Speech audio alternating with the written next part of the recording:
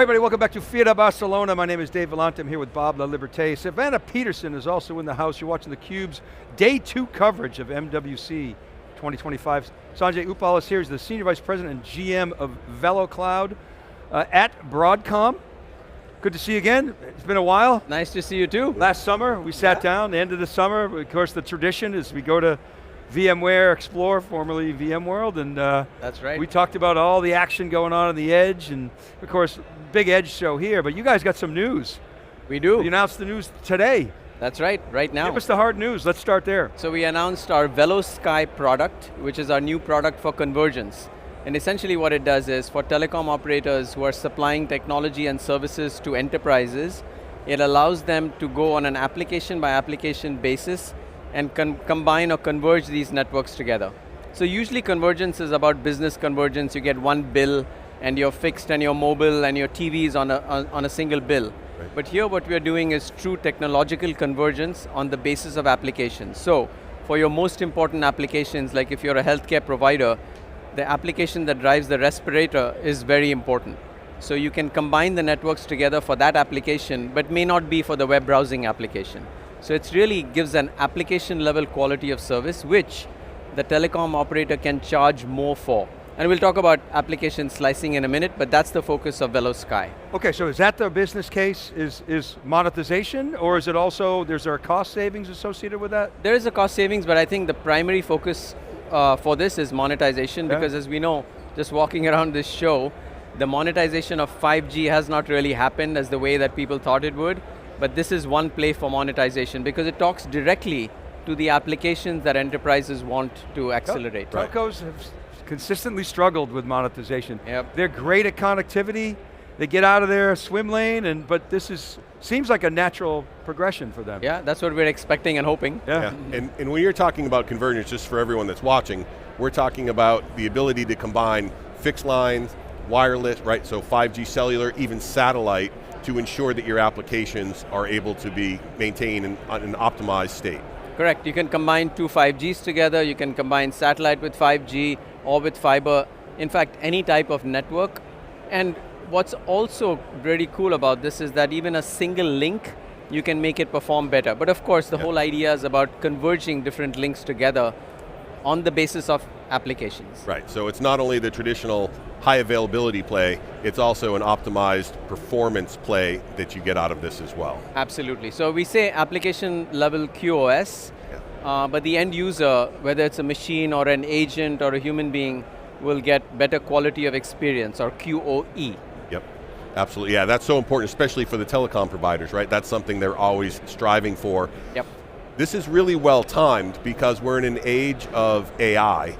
And so one of the interesting things that some people forget about is this is really going to be instrumental in networking for AI and enabling the network to handle AI, but also, like you were saying, the key is that don't forget you've got these other business critical applications that you need to accommodate, and don't let the AI workloads dominate or negatively impact those. So with this situation, with this solution, you're freeing up additional bandwidth that will enable organizations to ensure that their existing business critical apps can run harmoniously with the AI workloads as well. Absolutely, and I think one of the things that's very interesting, and since we met last August, what we've been doing is measuring the Gen AI applications on the network for some of our largest customers, those that have more than 1,000 endpoints.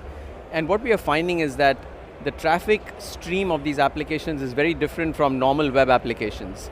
Number one, they're extremely bursty, but second, the amount of upstream traffic is sometimes more than what the downstream is. Now in certain cases, you find that the upstream is 100 times more.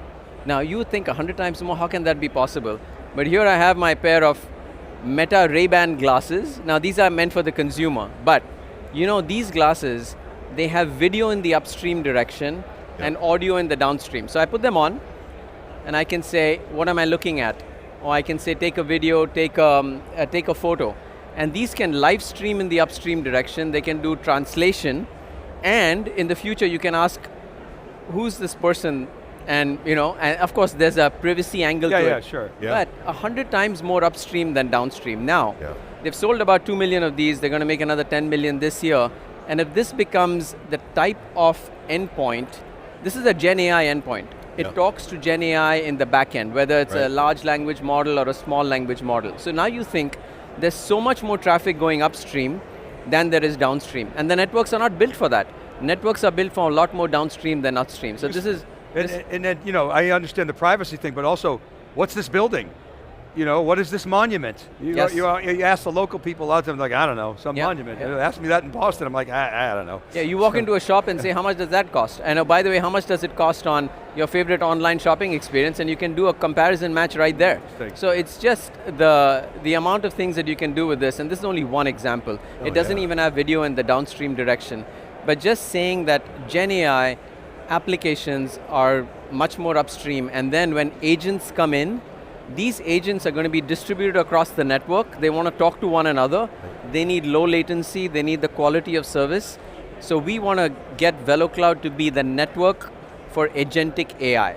That's the direction that we're going towards, and VeloSky is just one step in that direction. Got it. Yeah, I think that makes a ton of sense, and it's funny when seeing that and thinking about it. So many times it was 4G was all about augmented reality and things like that, but you can see not only the personal, but from a business perspective, someone out troubleshooting something, being able to show someone, here's what I'm looking at, what do I do, how do I do it, being able to have those fine-tuned and RAG environments for customer-specific environments, right? This could be a game changer, but again, in order for this to work, you need to have the network connectivity. You need to have the network, and you mentioned RAG. So we're finding out that the amount of data that is being sent up by RAG, it's enormous. So this is another example of more upstream, because enterprises, they just can't take the current LLMs and there's a privacy angle, and there's all of the enterprise data that has not been used for the training or the fine tuning. So they use RAG. Now with RAG, you've got to send all this data upstream so that it is properly put in the vector database. And the data that is coming from is not situated in the data center, it's situated at all the endpoints of the enterprise, which again is distributed, which again needs upstream. So all of this is kind of tying together to tell us that you need this kind of network to be constructed for these new class of applications that we have not seen the likes of over the last 2 or 3 decades. So you have a testimonial on the VeloSky from a guy Eddie Fox, who's the CTO of Mettel. He says as businesses increasingly rely on AI-driven applications and distributed workloads, the need for integrated fiber, 5G, and satellite connectivity has never been more crucial, and he goes on to say why VeloSky is important. But so if I understand it, then the example you just gave, by integrating those networks, you're dramatically accelerating the outcomes, the results for customers, and that, back to the monetization, allows the telcos, the carriers, to actually deliver greater service and new products, new services that they can monetize. Yeah, absolutely. So, Ed Fox, Mettel is very focused on a few verticals. Government is one of them. And of course they have critical infrastructure, critical applications that they need to provide for. And previously the telecom operators also recognized this, but their responses were, well, let's set up the network slicing. Now network slicing, we've been talking about it for a couple of decades. It's really very static. Even the slices that are being set up today, like you do a slice for an event, like a coronation. So or you do a slice for first responders. What we are talking about is slicing that you can do at the application layer with or without the network slicing. If the network slicing is available, we make use of it, but if it's not, you can still set up a slice on an application basis dynamically. You don't have to say that this application forever needs this quality of service. You say, this is the application, recognize the application, and we already know how these applications behave, so we can say that for the Ray-Ban application, we need this kind of service, and we can configure it in the network on the fly. It doesn't have to be pre-configured. The telco's responsibility is to set up the tariffing correctly. They have to be able to do dynamic tariffing, so that someone can say, okay, I'm going to put on my Meta Ray-Ban glasses, I'm willing to pay another $2 to get the best quality of service for the next, 10 minutes or so. So you can spin up that virtual resource very easily, and then you can dynamically share that resource, or? Correct. So what we do on top of the network itself is that firstly we do a channel estimation process, and we use AI for that. So this is more AI for networking, not the networking for AI. So AI for networking, we say, okay, how is this channel working? How is the 5G working? How is the satellite working? How is the fiber working along this bandwidth, packet loss, jitter, and latency? Once we know this, we know the application, then we can perform all the heuristics. Should we queue it? Should we not? Should we jitter buffer it? Should we forward error correct it? Should we send it on all the links? Should we multiply it? We can do all of these things. But it really starts from understanding the channel, which is the network, and the application, and then all of the magic follows once we get that done. Yeah, and that makes so much sense that, and the key to all this, right, is that it's all done dynamically. Yep. Right? In the old, hey, give me a network link. Okay, that's going to take so long to get in. So you're giving service providers the ability to deploy once and then have it connect in many different ways. So if it's needed urgently and there's no fiber going to the building, they can connect over 5G, multiple 5G connections, satellite, et cetera, mix and match, do all that, and of course this is some of what's always been the zero-touch provisioning, right? That dynamic nature, being able to automatically change the dynamic and the performance on the fly. Exactly. Take us through what a telco has to do to take advantage of this service. Right, so the telecom operator, they sell access technologies today, right? They sell you a fixed wireless access which shows up as a device and then you connect up to the service. So it's as simple as that. You get an appliance and that appliance is capable of doing Ethernet termination. It's also got Wi-Fi, it's also got 5G built in. So that's the box end of it. Of course the software is all available, it's all API driven, so they have to connect it to their OSS, BSS systems. But we've done that so many times now that it's pretty packaged that you can get that done. And then, they go out and they ship these devices. As you were pointing out, it's zero touch provisioning. So you really don't have to sticker the device saying, okay, this device got to go to that location. The devices can go anywhere. And through pull-based orchestration, the device comes up, gets its profile, it's up and running, and then it's configured based on what are the applications it finds, what's the business that it's going after, and then you set up a policy for it. You say, okay, this is the most important application, this is not. However, we have a set of smart defaults that you can use. So if you're happy with those, and usually customers are happy with the smart defaults, then they get up and running. So literally, you were talking about in situations where you need something immediately, like construction sites, hospitals, pop-up clinics, retail stores, these places you can get set up within a few days. You can just distribute these devices. In fact, one of our customers, more on the SD-WAN side, set up 9,000 devices in 7 days. And you don't care where the OSS and the BSS systems are, true? Or no, we don't care. Are you seeing a migration to the cloud of those systems, or no? Are they pretty much? No, we absolutely are. So the other thing that's happening in telecom, of course, is what is telecom doing by virtualizing the software infrastructure and moving away from vertically oriented stacks to horizontal ones. And of course, VMware and Broadcom plays in that business as well. Yep. That's not the business that we're talking about today, but in that business, it's really taking the likes of OSS systems, BSS systems, also what's running in the network itself, virtualizing it, making it horizontal so that they can increase the service velocity, reduce the costs. And the more cloudified those systems are, it's probably even simpler for you to set up. Correct, that's right. I mean, the cloudification is one piece of the software definition that goes on inside the network. Yep. Now, how do you guys price So this is priced on a per month basis, so that you have different class of service, meaning that if it goes up from 100 megabits to a gigabit and beyond, that's one tier, and then all the features that you get. And it's priced very competitively compared to today's access points.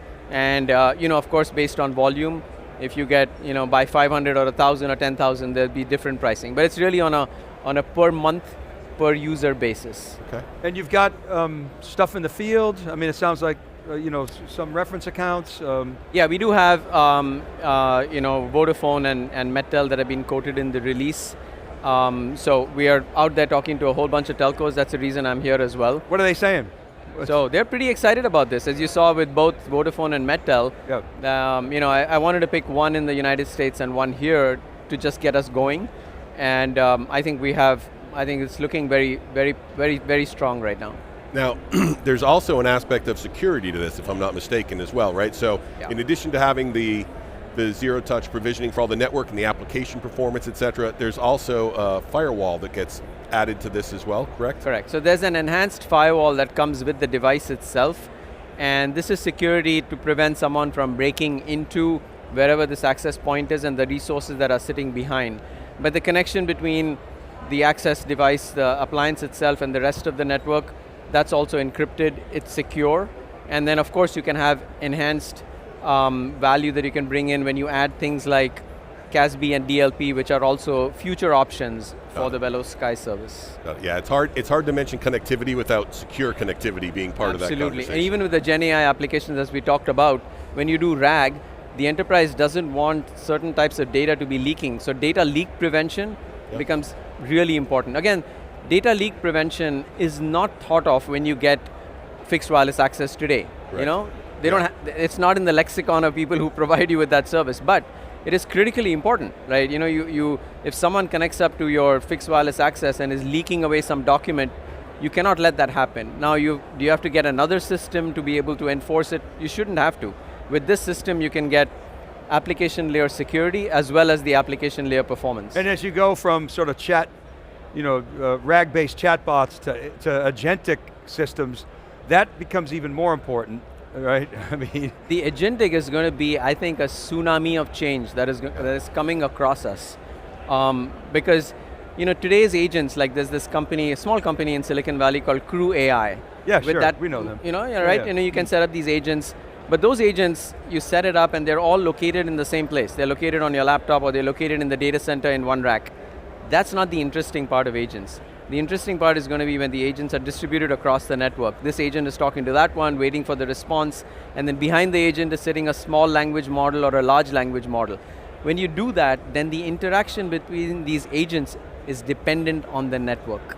Right. No network, no agentic AI. And that's right. Really You've got these agents with these incredible, they're worker bees, but they're really good worker bees, and they have access to small language models, large language models, and they want to go. Yep. Right. It's if the network is the new bottleneck here, right? Well, I think it's also. I mean, I wouldn't look at it as the bottleneck. I would look at it as the critical link. Yeah. Well, right? my point is, there used to be storage. Oh yeah. Spinning disk was the bottleneck. When Correct. you eliminate that, now the network becomes so critical to that link. Yeah, I mean, the interesting part, we did some research earlier this year, or last year in 24, 93% of the organizations came back and said, our network is critical to achieve our business goals. Yep. So the good news is there's great recognition of the importance of the network, and it's not just plumbing, it's really something that's going to enable the business to be able to develop, to proceed, to accelerate its innovation, especially around all these agentic AIs like you were pointing out, for all those reasons.